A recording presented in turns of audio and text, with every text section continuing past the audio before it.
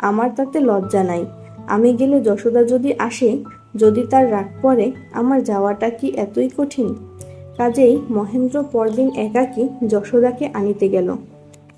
সেখানে সে কি কৌশল করিয়াছিল জানি না, কিন্তু 4 দিন পরে যশোদা আসিয়া উপস্থিত হইল।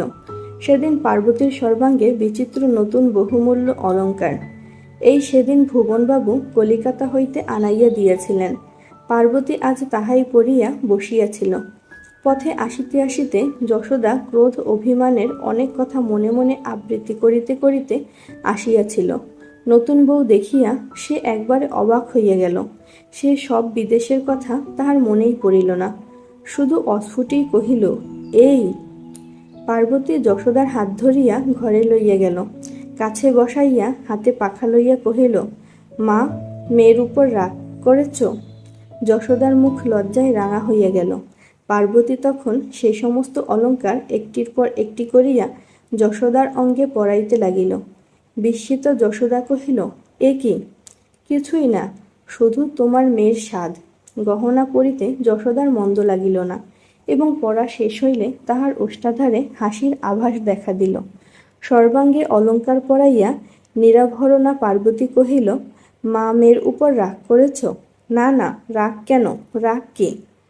তা বই কি মা, এ তোমার বাপের বাড়ি, এত বড় বাড়ি, কত দাসদাসীর দরকার। আমি একজন দাসী বই তো নয়। ছি মা, তুচ্ছ দাসদাসীর উপর কি তোমার রাগ করা সাজে?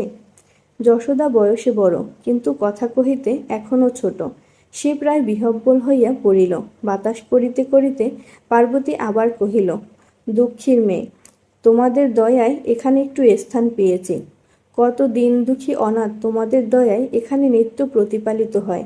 আমি তো মা তাদেরই একজন, যে আশ্রিত। যশোদা অভিভূত হইয়া শুনিতেছিল। এখন একেবারে আত্মবিস্মৃত হইয়া পায়ের কাছে ঢিপ করিয়া প্রণাম করিয়া বলিয়া উঠিল, তোমার পায়ে পড়ি মা। পার্বতী তাহার হাত ধরিয়া ফেলিল। যশোদা কহিল, দোষ নিও না মা। পরদিন মহেন্দ্র যশোদাকে নিভৃতে ডাকিয়া কহিল, কি রে, রাগ থেমেছে? যশোদা তাড়াতাড়ি দাদার পায়ে হাত দিয়া কহিল, দাদা, রাগের মাথায় ছি ছি, কত কি বলেছি, দেখো যেন সেসব প্রকাশ না পায়। মহেন্দ্র হাসিতে লাগিল। যশোদা কহিল, আচ্ছা দাদা, সৎমায়ে এত যত্ন আদর করতে পারে? দিন 2 পরে যশোদা পিতার নিকট নিজে কহিল, বাবা, ওখানে চিঠি লিখে দাও, আমি এখন 2 মাস এখান থেকে যাব না। ভুবনবাবু একটু আশ্চর্য হইয়া কহিলেন, কেন মা? যশোদা লজ্জিতভাবে মৃদু হাসিয়া কহিল,